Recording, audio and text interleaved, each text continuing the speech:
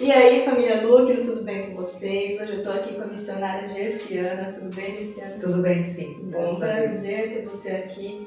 Nós recebemos também seu noivo, em breve esposo, o missionário Victor Soares. Estamos muito felizes de ter vocês aqui. E olha, eu queria muito conhecer um pouco sobre a sua história no campo missionário. Então você poderia, assim, brevemente falar para o pessoal como que foi essa sua experiência? Claro. Então, é uma alegria também para mim estar com vocês. A minha história com missões, ela basicamente foi toda a vida, né? Eu cresci numa igreja muito bem estruturada, minha infância foi numa igreja muito bem estruturada, que falava muito de missões, que tinham diversos missionários, tinham a parte de preparação no seminário. Então, eles cuidavam muito bem dessas questões missiológicas, né? E aí eu me converti aos 15 anos, por mais que cresci na igreja, mas a minha conversão mesmo foi aos 15, e já estava inserida no contexto do seminário. Aos 19 anos, 18 concluí o seminário, aos 19 falei, vou embora. Mas foi assim muito aleatório, sabe? Não foi nada planejado. É que houve uma necessidade e eu falei, o meu líder na época falou, precisa de alguém, mas olha, irmãos, eu acredito que vai sair o improvável. De fato foi o improvável, porque ninguém esperava que um dia eu fosse para o campo missionário. E aí comecei aos 19 anos e nunca mais deixei o campo. Então é a minha vida, tudo que me envolveu sempre foi em campo missionário. Às vezes os jovens estavam na igreja e faziam um passeio, no feriadão ou carnaval, alguma situação assim, e eu dizia, não posso ir, eu vou viajar, né? Então sempre fui envolvida em missões mesmo, a minha vida foi entregue para missões. E aí eu nunca me vi fora disso, sabe? Não me vejo fora. Sim. Então, não vou dizer que é tudo que eu tenho, porque tudo que a gente tem é o Senhor, né? Mas não me vejo fazendo outra coisa.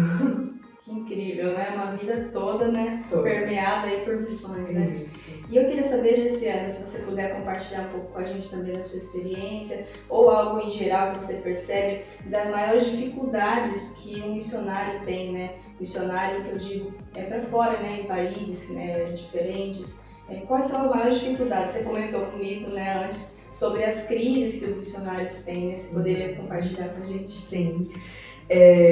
Eu sempre costumo dizer que quando a gente quer fazer acontecer, a gente faz acontecer. Seja pro bom, pro ruim, pro certo, pro errado. Quando nós queremos, fazemos.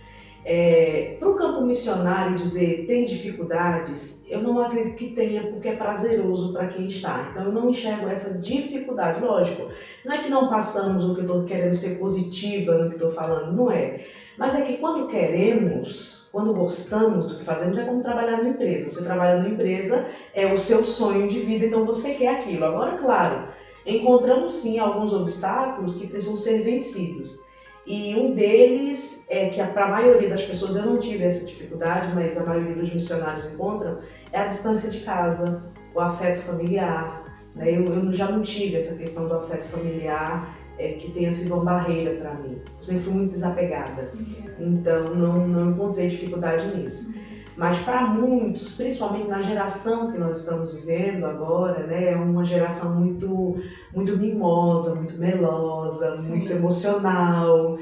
E para mim o fácil é que minha mãe, desde casa, já me preparou para viver sem ela. Eu vou morrer cedo e quando eu morrer não quero ninguém aí chorando. Então eu com 7 anos já fazia toda a compra de casa. Ela me ensinou a ser uma boa administradora, a cuidar de tudo que era necessário vivendo sozinha. Então desde os 7 anos eu sou uma adulta de Anã. E aí, essa parte, assim, eu nunca tive dificuldade. Porém, uma dificuldade que é geral, de todo missionário, que pode se tornar uma barreira, é conviver no meio de um povo e se entregar para esse povo sem pensar em si mesmo.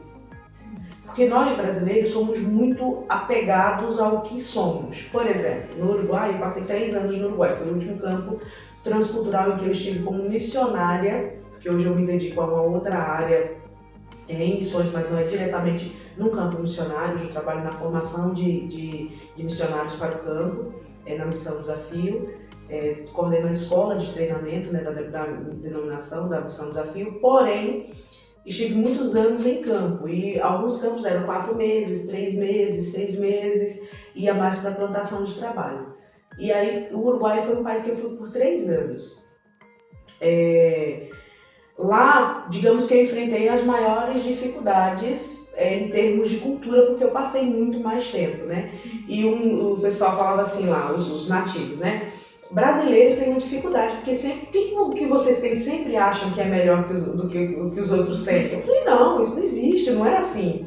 Aí um dia estávamos cortando alguns papéis para uma atividade que teríamos, e ele disse, aí eu falei, ele falou, essa tesoura aqui foi feita por tal pessoa. Eu falei, você não conhece a tesoura do Brasil. Ela é assim, ela tem uma borracha, ela não... Aí ele, viu o que eu tô falando? Então eu me peguei na realidade do que ele criticava, sabe? E ele por várias vezes, dali pra frente, começou a me mostrar que o nosso ego, sabe, os nossos apegos, eles falam sempre mais alto do que aquilo que eles têm, sabe? E isso foi me fazendo perceber o campo missionário por um outro lado. O uruguaio, ele tem um orgulho muito natural, sabe? Ele já existe, nasce orgulhoso, basicamente. Então, me ver igual, entende? Porque é um tipo de orgulho, foi um choque para mim. Então, esses apegos que nós temos, eu não como farinha, eu não como feijão, não existe isso. Você vai para casa das pessoas, então o que elas derem para você, tem que comer.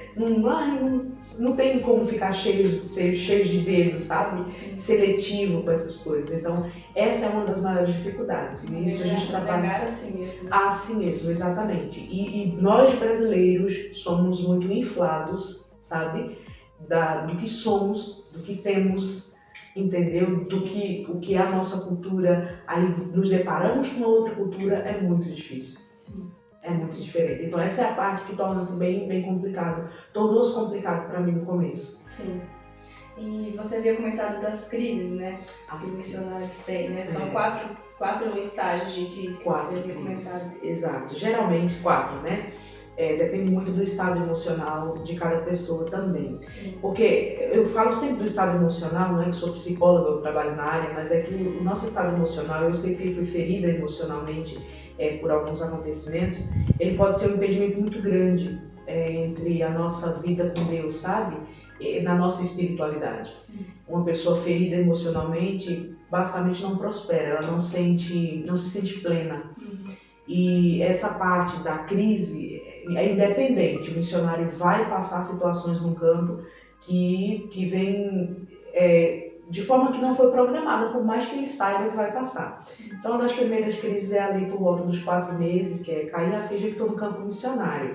Antes, a igreja que estava comigo, que me amava, que eu ia lá pro culto, que tinha trocentas mil pessoas na igreja, agora eu estou num lugar que às vezes só sou eu, não tem outras pessoas. Isso. Outra coisa também que contribui para a crise é que antes nós íamos para uma igreja, tínhamos pastores, amigos, tal. Agora você vai para um lugar onde as pessoas te sugam. Elas querem o que você tem a oferecer espiritualmente falando e, se brincar, até financeiramente falando. Aqui esse não é o meio para o campo missionário. Por mais que muitas pessoas vão e elas levam cesta básica e tal, mas isso não é o campo missionário, né? Não se pode tratar isso como sendo missões. Então, particularmente, não concordamos com alguns trabalhos que levam esse tipo de coisa, dizendo que fizemos missões. Não, missões é pregação do evangelho, é arrependimento de pecados. Então, aí entra a primeira crise. Me dei conta que eu estou no campo missionário, né? E agora? Então, caiu a ficha. Vem uma segunda crise. A segunda crise estou no meio do povo, eles me sugam à vontade, sabe? Me sugam bastante, estou me sentindo uma pessoa que tem que ter para oferecer sempre, não posso ter o meu tempo de descanso, porque se não tivermos cuidado, não separamos esse tempo de descanso. E aí, chega um momento que você olha para o povo e fala, que povo mais chato, né? Da língua, que ele fala, o idioma deles é chato, gente, que povo mais sem graça. Então, os defeitos que você não via antes, eles passam a ser vistos aí. Então, essa é uma segunda crise. Uma terceira crise já ali por volta essa segunda é de 9 meses a 1 ano, mais ou menos. Claro, pode ser que seja precoce para alguns, pode ser que tarde mais para outros, né? Depois tem uma terceira crise, que é a crise de eu quero ir embora, terminou meu tempo, não devo mais estar aqui, isso. Quando são pessoas casadas, que têm família, essa crise ela passa a ser bem mais intensa. Por quê? Porque você vê seus filhos precisar das coisas que ali não tem. O pão que seus filhos estavam acostumados a comer não tem, principalmente se os filhos já forem maiores. Quando são menores, eles se habituam, se acostumam. Porém, quando são maiores, isso. Aí volta ao Brasil, já viu a família, sabe? Já esteve dentro de um contexto familiar. Então, aí começa uma questão séria que às vezes atrapalha até a família, né? Que é onde precisa haver um cuidado muito grande de uma família no campo missionário. Filhos atrapalham? Não. São impedimento? Não. Eu acho que as crianças são as primeiras a adaptar-se no campo. Então, eu acho que quando a gente quer fazer, faz, não tem desculpa, sabe? Porque a gente recebe pais com crianças pequenas no campo e eles se adaptam, a menos que você criou seus filhos cheios de dedos e aí vai ser muito mais difícil, né? E depois tem uma quarta crise. A quarta crise não é essa aqui não. Vamos embora. Entendeu? Por quê? Porque você já acha que fez tudo. Então passou, essa quarta crise nem sempre vem. Às vezes é porque já terminou mesmo o seu período ali. Outra coisa, quando identifica, terminou o período, é hora de voltar. A missão, até pouco tempo atrás, mandava o missionário por 2 anos para o campo. Hoje, a partir de agora, começa a mandar por 5 anos. Porque 2 anos é pouco tempo, não dá para estruturar bem o campo missionário, então a partir de agora vai mandar por 5 anos.